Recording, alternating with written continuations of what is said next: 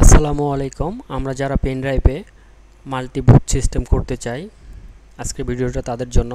তো আমি আমার কম্পিউটারে একটা পেন ড্রাইভ অ্যাড করছি, এটার নামও দিয়েছি পেন ড্রাইভ। তো এটা একটা 64 জিবির পেন ড্রাইভ।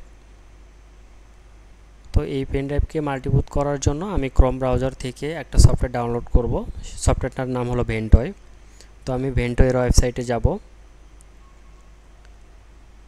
এখান থেকে এখানে ক্লিক করব ভেন্টয়ের অফিসিয়াল সাইটে।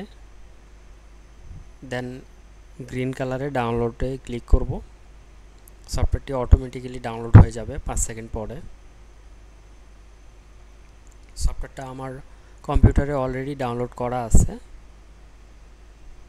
তো সফটওয়্যারটা জিপ আকারে আছে, এখানে আমি সফটওয়্যারটাকে আনজিপ করব।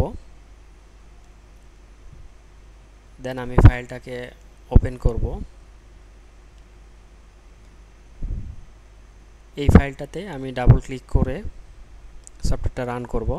এখানে আমার 64 জিবির যে পেন ড্রাইভটা আছে এটা অটোমেটিকলি পেয়ে গেছে। আপনারাও যদি কম্পিউটার পেন ড্রাইভ অ্যাড করেন তাহলে ওটা অটোমেটিক্যালি পেয়ে যাবে। এখানে একটা ওয়ার্নিং দিছে, আপনার সকল ডাটা ডিলিট করা হবে পেন ড্রাইভের, এরকম একটা ওয়ার্নিং। তো আমি এখানে ইয়েস লিখব বড় হাতের, দেন স্টার্ট দিব।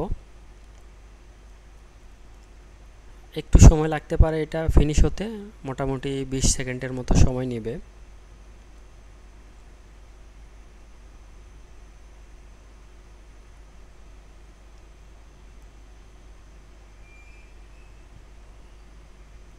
অলরেডি শেষ হয়ে গেছে।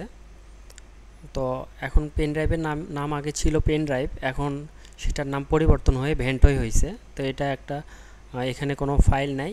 তো এই ফাঁকা ভেন্টয় যে পেন ড্রাইভটা আছে এখন, এটার মধ্যে আমি আমার ডাউনলোড দেওয়া কিছু আইএসও ফাইল আছে।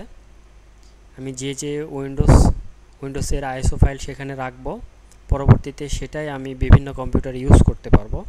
তো এগুলো আমি কপি করে সেখানে পেস্ট করব।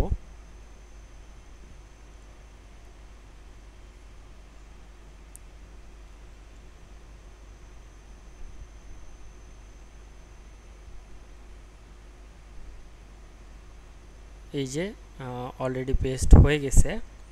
তো আমি এই ফাইলগুলাই পরবর্তীতে আমার বিভিন্ন কম্পিউটারে বুটেবল আকারে উইন্ডোজ সেট আপ করতে পারবো আর কি, উইন্ডোজ লিনাক্স। ধন্যবাদ সবাইকে।